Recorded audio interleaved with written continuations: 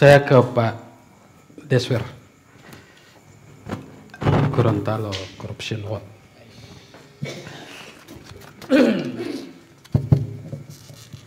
Bismillahirrahmanirrahim. Assalamualaikum warahmatullahi wabarakatuh. Waalaikumsalam warahmatullahi. Bapak Ibu yang saya hormati, video ini saya sudah melihatnya sebulan setengah lalu. Bersamaan dengan proses tender 18 paket jalan di GOR.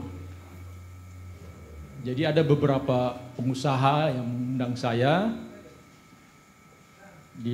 Mereka bercerita tentang proses tender di GOR. Ada beberapa yang menang, tapi karena tidak sesuai ekspektasi mereka protes. Menang tapi protes. Karena apa? Dia menang tapi tidak diundang untuk klarifikasi. Menang tapi tidak diundang untuk klarifikasi.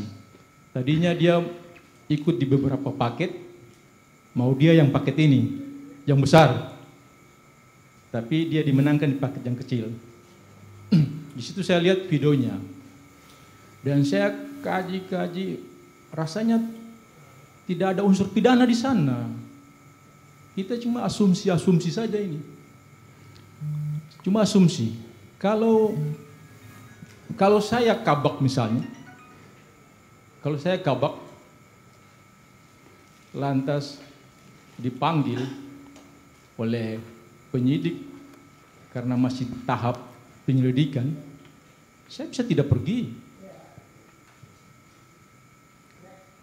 Minimal penyidik itu harus punya 2 alat bukti untuk bisa membuka kasus ini.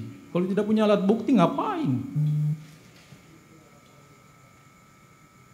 Alat bukti yang harus dia punya itu minimal rekaman. Atau ada saksi yang tahu persis bagaimana sampai timbul uang ini. Kalau itu tidak dipegang penyidik, susah untuk mengungkap kasus ini. Yang pertama, yang kedua, kalau dia gratifikasi, ada waktu tempo 1 bulan untuk melaporkan ke KPK. Tadi dijelaskan oleh Ibu Hasnia, kalau nilainya 25 juta ke atas harus dilaporkan ke KPK. Nanti KPK periksa apakah ini masuk gratifikasi atau tidak. Kalau gratifikasi dikembalikan, kalau tidak ya ambil. Nah, ini yang bersangkutan bilang ini utang, ya selesai. Yang saya mau bicarakan malam ini soal proses tender di hampir semua ULP di Gorontalo. Itu syarat praktek-praktek yang menurut saya menyimpang dari Perpres. Potensi penyimpangannya besar sekali.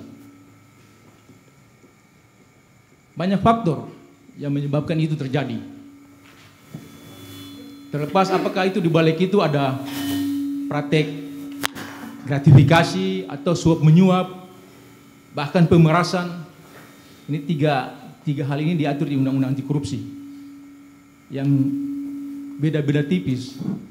Kalau gratifikasi itu pemberian, kalau suap itu permintaan, kalau pemerasan paksaan, bisa terjadi di dalam proses lelang. Nah, kenapa ini terjadi? Praktek-praktek yang menyimpan di dalam proses lelang, karena apa? Coba kita cek, hampir semua ULP itu masa kerjanya lebih dari 5 tahun di kabupaten kota. Mestinya mereka ini di rolling, tidak terlalu lama di pos itu, karena kalau terlalu lama itu potensi untuk berbuat menyimpang tinggi sekali. Yang pertama. Yang kedua, Pokja ini kan masih di bawah kepala daerah. Pokja. Iya, OLP Pokja. Masih di bawah kepala daerah. Sejauh dia masih di bawah kepala daerah, itu sulit sekali kita kontrol. Hampir rata-rata yang terjadi di Indonesia, praktek-praktek tangkap tangan KPK itu, karena Pokjanya dikendalikan oleh kepala daerah. Nah, pemerintah sudah membuat solusi, membuat Pokja sendiri di luar instansi pemerintah. Tapi itu terbatas pada Kementerian PUPR. Jadi di balai-balai sekarang, balai jalan, balai sungai, balai apa lagi itu. Itu semua sudah proses lelangnya diserahkan ke balai lelang. Toh masih ada praktek-praktek juga di sana. Gitu.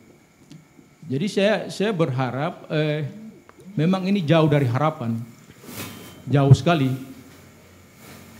Satu saat itu kita punya Pokja independen, tidak ada di bawah kendali kepala daerah. Satu saat, mungkin dengan diskusi-diskusi begini jadi bahan untuk pemerintah pusat. Dulu jauh sebelum, saya kasih contoh, jauh sebelum bantuan hibah, dulu kan bantuan hibah di bawah tahun 2013 itu bantuan hibah kan di tangan kepala daerah. Jadi suka-suka kepala daerah mau kasih ke siapa-siapa. Tapi menjelang waktu terus berjalan, ada diskusi-diskusi dari kalangan aktivis bahwa hibah itu harus dibahas di DPR. Jadi mereka yang menerima hibah itu harus sudah dari awal sudah dialokasikan. Bukan nanti suka-suka kepala daerah. Karena teman dekat dengan kepala daerah atau famili atau punya satu partai jadi dikasih besar. Nah, saya berharap diskusi macam begini bisa melahirkan suatu saat nanti kita punya Pokja independen. Itu yang kedua. Yang ketiga, nah sekarang itu hampir di setiap Pokja ada pendamping kejaksaan. Terutama di Gorontalo. Padahal kemarin itu kan ada tim TP 4D dan itu sudah dibubarkan. Lalu ngapain kejaksaan di situ? Ini Pokja ini kan jago-jago semua, mereka paham betul ini Pepres. Itu yang dibuat itu apa dokumen pemulihan itu mereka yang susun. Mereka tahu persis itu. Lantas kenapa ada kejaksaan lagi di situ? Ini kejaksaan ini kan banyak kerja. Iya kan? Biarlah ini dilakukan oleh Pokja. Tidak perlu kejaksaan ada di situ. Pantau saja dari jauh. Pantau saja dari jauh.